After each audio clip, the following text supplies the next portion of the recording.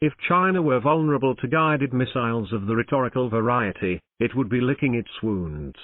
The West's hostility appears to be approaching a crescendo, with scant regard for the potentially catastrophic consequences. Perhaps that should come as no surprise, given the Western attitude towards the Russian war in Ukraine and, more broadly, the seeming determination to largely ignore the existential threat posed by climate change.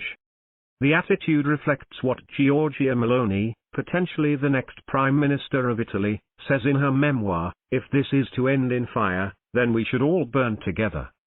Extrapolated to the wider world, that kind of approach could be summed up as, if human civilization is anyhow destined to roast sooner or later, why not preempt nature's fury by going down in a nuclear blaze of glory? Western provocations may prove catastrophic. As American satirist Tom Lehrer spelt it out decades ago when nuclear weapons were a novelty, and we will all go together when we go. What a comforting fact that is to know. Universal bereavement, an inspiring achievement, yes, we will all go together when we go. Lehrer, a Harvard mathematician, abandoned his musical pursuits after Henry Kissinger received the Nobel Peace Prize in 1973, claiming reality had trumped satire. Now an octogenarian, he would probably acknowledge that those were relatively innocent times compared with the present, when electing degenerate clowns to the highest office is increasingly the norm. And, all too often, the supposedly normal substitutes readily stumble into the traps set by their predecessors. The Biden administration, for instance, has doubled down on the antipathy towards Beijing encrusted in the Trump White House.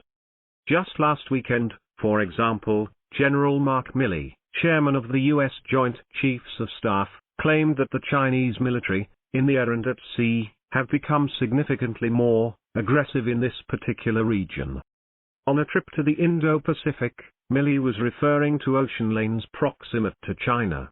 Try to imagine potentially hostile warships conducting freedom of navigation exercises in the Straits of Florida, or overflights by Chinese warplanes within striking distance of the coast of California. Would the Pentagon simply sit back and enjoy the spectacle? The American attitude is not surprising.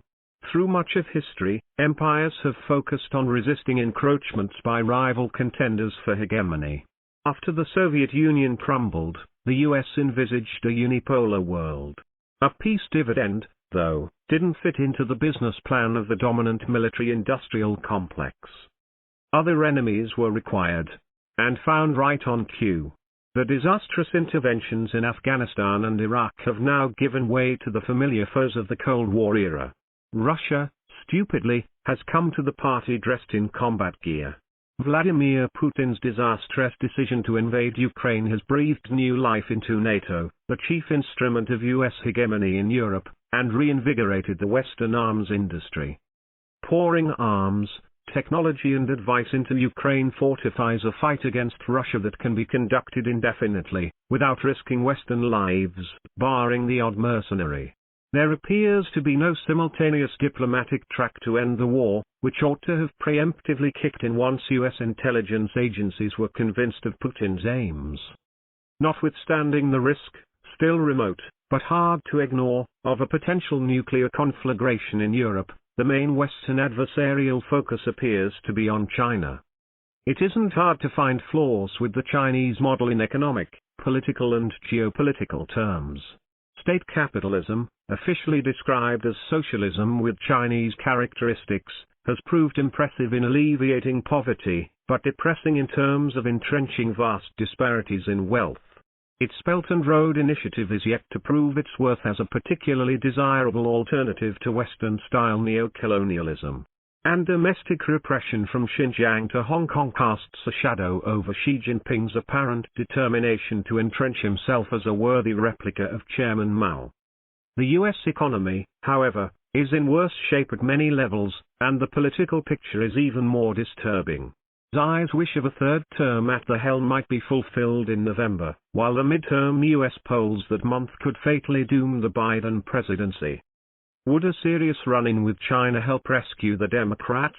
House of Representatives Speaker Nancy Pelosi seems determined to test the waters with a trip to Taipei that Beijing has red-flagged as a potentially intolerable provocation.